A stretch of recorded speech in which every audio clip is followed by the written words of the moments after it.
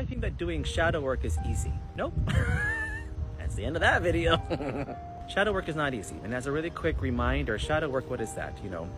To make it more succinct, it's the ability to understand and recognize the differences between our subconscious and our unconscious thoughts, the traumas and the triggers that are actually still inside of the body that are not being processed yet. One of the reasons why I have found that shadow work is not easy is that we have a connection to our own trauma and we can't let it go. In reality, there are certain things that we feel are justified in holding on to, but it's really not helping to serve our body. How do I know that to be true? When I tune into the actual body and I look at the adrenals, and that's one of those weird, wacky things that I can see, or tune into, I can see drainage that happens because of emotional output. Today I just finished singing for an organization that is being put together to kind of commemorate and to be supportive of the AIDS Foundation. It came about because of my own shadow work.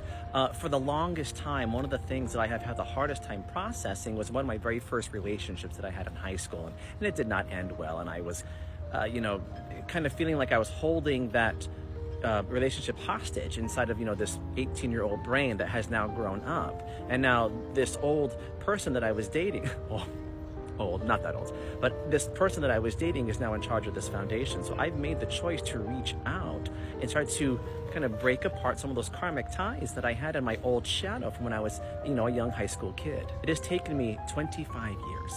Literally 25 years to process that trauma, but also to say I'm ready to let that go. I'm not ready to now move into the second half of my life holding hostage all these old thoughts and emotions that are not actually serving me in any way. Why am I saying all this? I think that it's important to realize that even for me as a holistic teacher and energy worker, I have shadow too.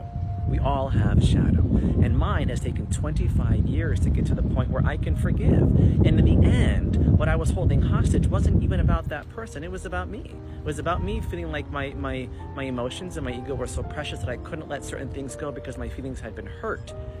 It took me 25 years, and what has happened since then? Joy and release. If you need some help and motivation, seek out someone who understands shadow work themselves. I'll actually tag one of my friends here who has written a book on shadow work. She's amazing. Understand that even though we are teachers, we are still students of this whole entire practice ourselves.